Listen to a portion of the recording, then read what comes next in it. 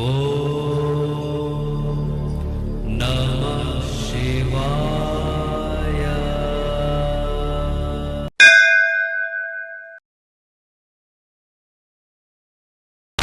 வணக்கம். நான் உங்கள் தம்புரான் ரிஷபானந்தர். சிவவாக்கிய ரிஷபானந்தர் யூடியூப் சேனலுக்கு உங்களை அன்போடு வரவேற்கிறேன்.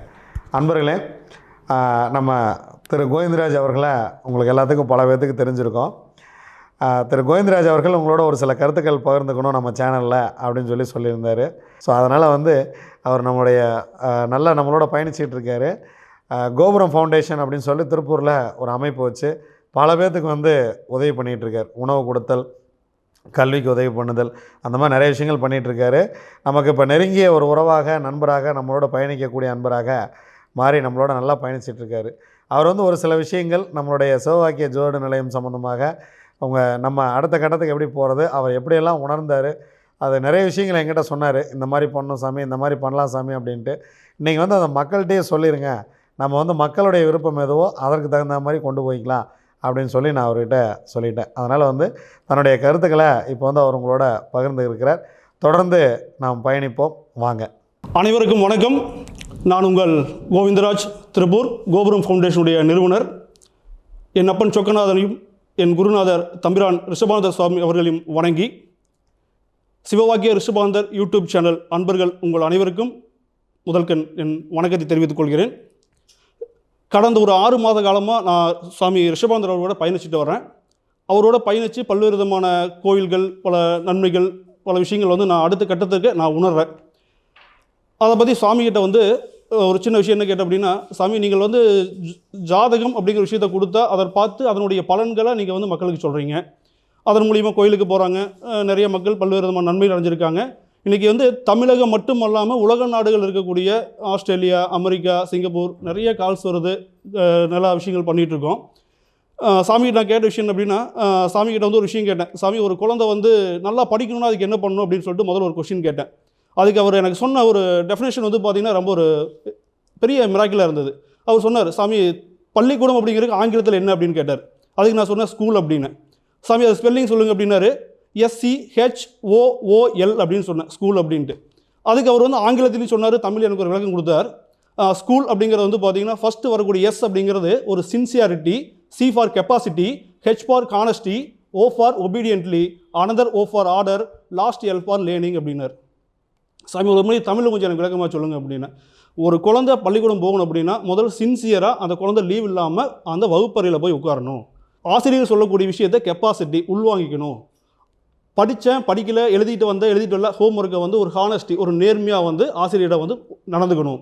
O ஃபார் ஆர்டர், ஆசிரியர் சொல்லக்கூடிய விஷயங்களை ஆர்டர் பண்ணிக்கணும். O ஃபார் ஒபீடியன்ட்லி, ஒரு ஒழுக்கம் இருக்கணும்.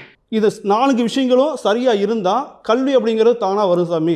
இந்த விஷயங்கள் எது மாறுபட்டு இருந்தாலும் அந்த குழந்தை கல்வியில் வர முடியாது.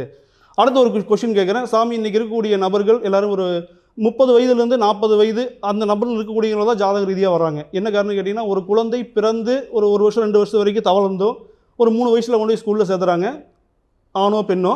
அந்த ஒரு 5 வயதிலிருந்து அந்த குழந்தை ஒரு +2 முடிக்கிற வரைக்கும் வீட்டுக்கு அப்பா அம்மா படிக்க சொல்கிறாங்க. ஸ்கூலுக்கு போனால் வாத்தியார் அடிக்கிறாங்க. +2 முடிச்சுட்டு காலேஜுக்கு போனால் ப்ரொஃபஸர் பிரச்சனை. அதை முடிச்சுட்டு வேலைக்கு போனால் மேனேஜர், ஓனர். அதை முடிச்சுட்டு கல்யாணம் பண்ணால் தன்னுடைய மனைவி, அதன் பிறகு தன் குழந்தைகள், இப்படியே அவன் வாழ்க்கை போயிடுது. ஒரு மனிதனாக பிறந்த ஒரு நபர் தன்னுடைய வாழ்க்கையை தனக்காக எப்போ வாழ போகிறாங்க சாமி, அதுக்கு நீங்கள் என்ன சொல்ல வரீங்க அப்படிங்கிற ஒரு விஷயத்தை அவர்கிட்ட ஒரு ஆழமான விஷயங்கள் கேட்டேன். அதன் பிறகு இன்றைக்கி ஜாதகம் இல்லாமல் ஜென்ரலாக ஒரு மனிதர் தன்னுடைய வாழ்க்கையில் எந்தெந்த விஷயங்களை சரியாக செய்தால் எந்த விதமான பிரச்சனை இல்லாமல் ஒரு நல்ல கட்டத்துக்கு, நல்ல நிலைக்கு வர முடியும், தொழிலாக இருக்கட்டும், கல்வியாக இருக்கட்டும், நிறைய விஷயங்கள். அதுக்கு அவர் சொன்னார், ஒரு பிறப்பின் கடமை அப்படின்னு சொல்லிட்டு ஒரு கண்டென்ட் கொடுத்துருந்தார். ஒரு மனிதன் தான் பிறந்த பிறகு தன்னுடைய பிறப்பின் கடமையை உணர்ந்து செயல்பட்டால் என்னென்ன விஷயங்கள் எப்படியெல்லாம் மாறும் அப்படிங்கிற விஷயம். அடுத்து நான் சாமிகிட்ட சொன்னேன், சாமி நீங்கள் ஜாதகம் பார்த்துட்ருக்கீங்க, நிறைய மக்கள் நீங்களை தொடர்பு கொள்ள முடியாமல் ஒரு ஷெட்யூல் இருக்குது. அனைத்து தரப்பு மக்களுக்கும் நீங்கள் ஜோதிடத்திற்கு அப்பாற்பட்டு ஒரு ஜென்ரலாக இருக்கக்கூடிய விஷயங்களை அவங்களுக்கு புரிய வச்சு அவங்களுடைய வாழ்க்கை அடுத்த கட்டத்துக்கு கொண்டு போகிறதுக்கு உங்களுடைய சொற்பொழிவு அப்படிங்கிறது ஒரு 1 மணி நேரம் நீங்கள் ஜூம் மீட்டிங் மூலிமா மக்களுக்கு நீங்கள் கொடுக்கணுங்கிறது மக்களுடைய கோரிக்கை, என்னுடைய கோரிக்கைன்னு சொன்னேன். அந்த ஜூம் மீட்டிங் அப்படிங்கிற விஷயத்தை அவர் அக்செப்ட் பண்ணிவிட்டு அதில் ஒரு சில விஷயங்கள் எல்லாருக்கும் புரிகிற மாதிரி, ஜோதிடம் இல்லாமல் இன்றைக்கி பார்த்தீங்கன்னா அவர் யூடியூப் சேனலில் போனீங்கன்னா தெரியும், என்ன விஷயம்னு கேட்டிங்கன்னா ஜோதிட சூட்சம பரிகாரங்கள், அடுத்தது மண் தோஷம், அதன் பிறகு தங்க தோஷம், குழந்தைகள் ஏன் கல்வியில் மந்த நிலை, எந்த தொழில் செய்தாலும் தொழிலில் தடை, இந்த போன்ற விஷயங்களை ஒரு விஷயமாக டாப்பிக்காக எடுத்து ஒரு மணி நேரம் மக்களாகிய நம்மளோடு அவர் வந்து ஜூம் மீட்டிங் கனெக்ட் பண்ணுறதுக்காக தயார் நிலையில் இருக்கார். இந்த ஜூம் மீட்டிங்கில் நீங்கள் இணைந்து சுவாமியோருடைய சொற்பொழிவை கேட்டு உங்களுடைய வாழ்க்கை தரத்தை உயர்த்தி கொள்ள விரும்பினால் ஸ்க்ரீனில் தெரிகிற நம்பருக்கு நீங்கள் கால் பண்ணிங்கன்னா ஜூம் மீட்டிங் எப்போ என்ன டைம், ஜூம் மீட்டிங் உண்டான கட்டணம் என்ன அப்படிங்கிறத அந்த மொபைல் நம்பர் மூலிமா நீங்கள் கால் பண்ணும்போது உங்களுக்கு டீட்டெயில்ஸ் வந்து சொல்லிடுவாங்க. உலகெங்கும் இருக்கக்கூடிய மக்கள் அன்பர்களுக்கு ஒரு ஜோதிடத்திற்கு அப்பாற்பட்டு ஒரு நல்ல ஒரு சொற்பொழிவாக ஒரு மனிதன் தன்னுடைய பிறப்பின் கடமை உணர்ந்து இன்றைக்கி வாழ்க்கையில் அடுத்த கட்டத்திற்கு எப்படியெல்லாம் நம்ம செயல்பட்டால் எப்படி நம்ம போக முடியும் அப்படிங்கிற ஒரு நல்ல கருத்தை உங்கள் எல்லாத்தோடையும் பகிர்ந்திருக்க தயாராக இருக்கார். அந்த ஜூம் மீட்டிங்கில் நீங்கள் அனைவரும் கலந்துக்கிட்டு உங்களுடைய வாழ்க்கையின் அடுத்த கட்டத்துக்கு வரணும் அப்படிங்கிறது என்னுடைய ஆசை, ஒரு கோரிக்கை. அனைவரும் கலந்து வாழ்க்கையில் பயன்பெறணும் அப்படிங்கிறது கேட்டுக்கிட்டு அனைவருக்கும் நன்றி தெரிவிச்சுக்கிறேன். நன்றி, வணக்கம்.